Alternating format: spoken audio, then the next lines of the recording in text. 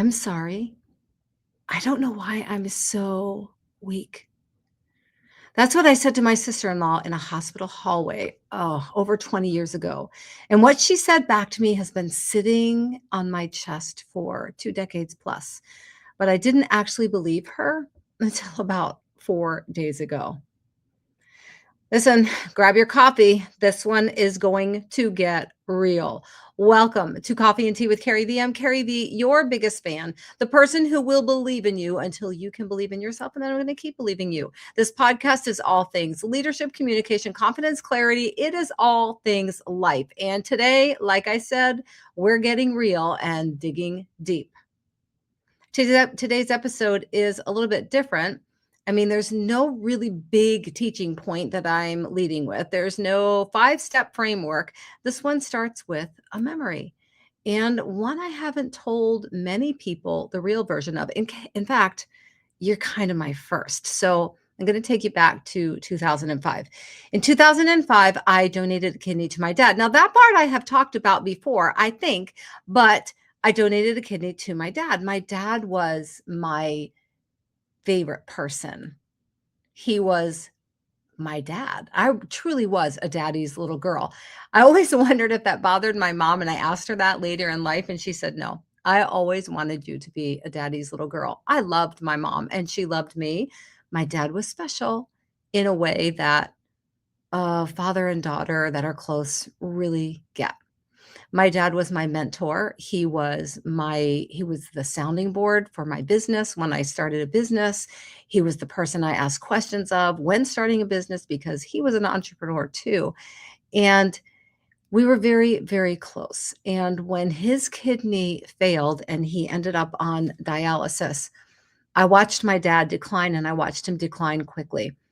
If you don't know what dialysis is, from what I understand and from what I watch, they kind of take your blood out, wash it, and put it back. But they have to make sure that the volume of the blood is correct. So sometimes they have to take volume away, and sometimes they have to put volume back, and it's really tricky to get it right. In fact, I'm not sure they ever do get it right, quote unquote, but that's what they do. And you can see them sitting by machines for hours while this machine does the job of their kidney, literally filtering things and then putting it back into their body. And every time my dad left that dialysis center, which was 3 to 4 times a week, he was barely able to function. He was declining. And when I told him that I was going to step up and get tested to donate a kidney to him, he was not really jiggy with it. But I was like, I'm 39 years old, Dad. I'm going to do it. You can't stop me. I'm a grown woman. Interestingly enough, my dad had a lot of people that stepped up to the plate to be tested. And when the results came back in, not only was I a match as a living donor sometimes, and they're not always a match, but often they're a close match. Well, I was a perfect match for my dad. I was strong, I was healthy, my kidneys were very, very healthy. And so they approved me to donate to my dad. We had to go through all kinds of tests, not only physical, but emotional, psychological. We had to go through all kinds of stuff for months before they would allow the transplant to happen, especially on my end, because I was giving a body part to my dad and I could never get it back. So it was a long process, and I never once wavered, never once. People would tell me how amazing this was that I was doing this, and I would think, is it? I mean, I'm just giving something to my dad that I have what I considered an extra of. I had 2 kidneys that were working great. He had none that were working at all. And so it was a no-brainer to me. It was either give my dad a kidney or watch my dad die. And watching my dad die was a whole lot more painful to think about than having one less kidney. So in 2005, I donated a kidney to my dad. So what nobody told me about that kind of surgery is that they fill your entire abdomen with medical gas during the procedure, before the procedure. And that gas doesn't disappear right away, it travels. Now, we're not talking gas that sits in your intestines that you can kind of toot out. This is in your abdominal cavity, and it has to absorb back into your body. So in 2005, the donor surgery at Johns Hopkins was being pioneered as a laparoscopic procedure. It used to be before that that the donor had a much more serious surgery because they had to cut you from your belly button kind of to mid back to get your kidney out, and it was a very painful surgery and a very painful recovery. The doctor who developed this laparoscopic way of getting the kidney out of the donor was at Johns Hopkins, which is why we ended up at Johns Hopkins. And so they were doing this surgically. My longest incision was about 5 inches long in my lower abdomen.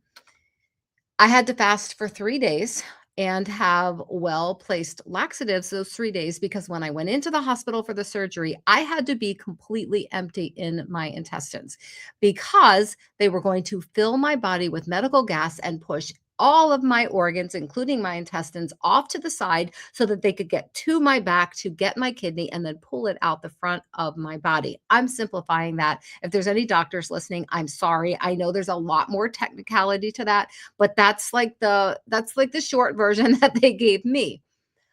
I didn't process what it meant to be filled with medical gas. I had no idea what that meant. Basically, they blew my core up like a balloon. But unlike a balloon where you can take the part where you put the air in the balloon and just kind of open it up and it all comes out, this medical gas has to absorb back into your body and it literally bubbles up to the highest point, your shoulders. And it sits in your shoulders and it is excruciating. Pain like I've never felt. This isn't like, "Oh my gosh, I'm so sore in my shoulders after an arm workout." It's not that kind of pain. This pain doubled me over. I couldn't even breathe through it. I got very shallow breaths just trying to breathe through the pain. It was excruciating in a way I genuinely did not expect. I do not have a low pain threshold. I gave birth 4 times in 4 years naturally for every one of them, and my last baby, my youngest son, was born with an immense head. I never remembered the pain of childbirth. I still can't. I know it hurt, but I can't bring up what that pain felt like. But I remember the pain of that medical gas sitting in my shoulders. When it hit, I would grab my shoulders and literally double over and start trying to breathe, but I had trouble breathing through it. My breaths were so shallow. And a few hours after surgery, I'm out walking the halls in the hospital. I mean, that is low key borderline cruel when you can barely stand up straight after a surgery and they have you walk in the halls. I get why they do it. I really do.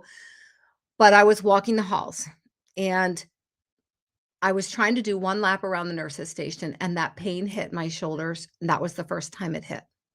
And I immediately doubled over and started sobbing. This was not like a pretty little cry, like you see people dabbing their eyes and they still look cute while they're crying. No, this was full out ugly crying.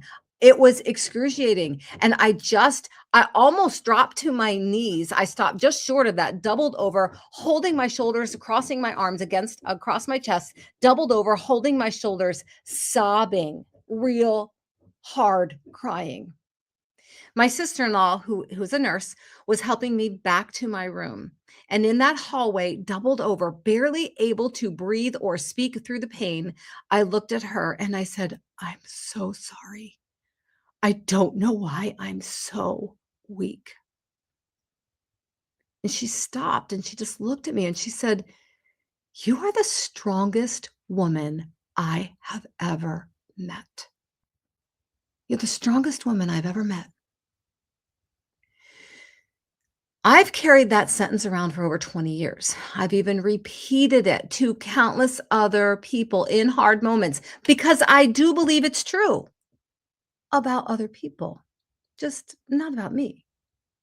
And here's what hit me a few days ago, completely from out of nowhere. I never believed it about myself, not in that moment, not for years after. Because somewhere in me, I had this belief that admitting pain was a weakness, that crying in that hallway was somehow something I needed to be ashamed of.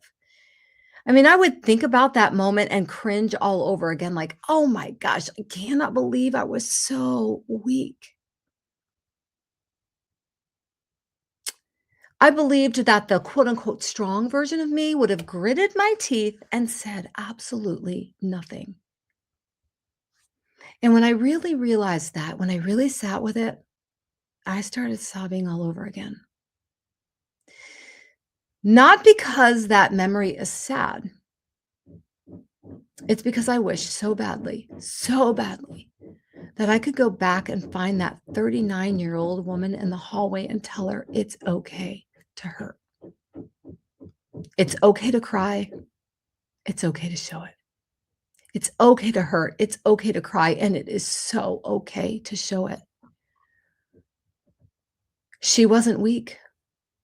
She was a woman who had just given a piece of her own body to save her father's life, and her body was screaming about it. And she had every right to cry in that hallway.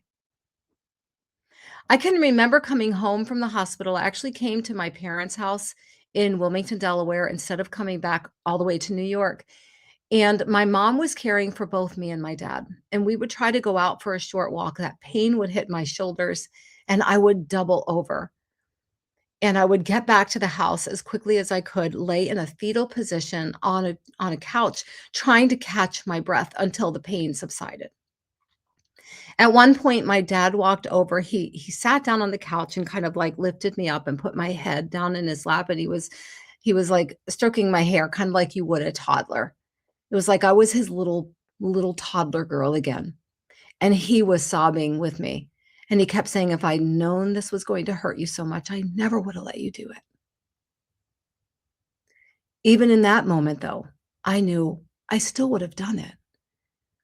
I just would have tried to not be so weak. That was my whole thought process. Here's what I think a lot of us do, and maybe this is you too. We have built this internal rule book, and it says that strength looks like silence. Strength looks like silence. That a strong woman doesn't fall apart in hallways. That if you're really okay, you wouldn't need to cry about it. Does that sound familiar? This internal rule book? You don't fall apart in hallways. If you're really okay, you wouldn't cry about it, but that's not strength. It's not strength. Listen, that's performance. It's performance. Real strength was already happening in that hallway 2 decades plus ago. The strength was in the surgery. That strength was in the decision to donate my kidney in the first place. The crying didn't cancel out any of that. It was just the truth of what my body was going through in that moment. Pain doesn't disqualify you from being strong. Hiding pain isn't strength, it's just hiding. Listen to that again. Pain doesn't disqualify you from being strong. Hiding pain isn't strength, it is just hiding. And I think so many of us are still in that hallway somewhere in our lives right now, apologizing for needing help, apologizing for crying, apologizing for being human in front of someone. So here's what I want to leave you today.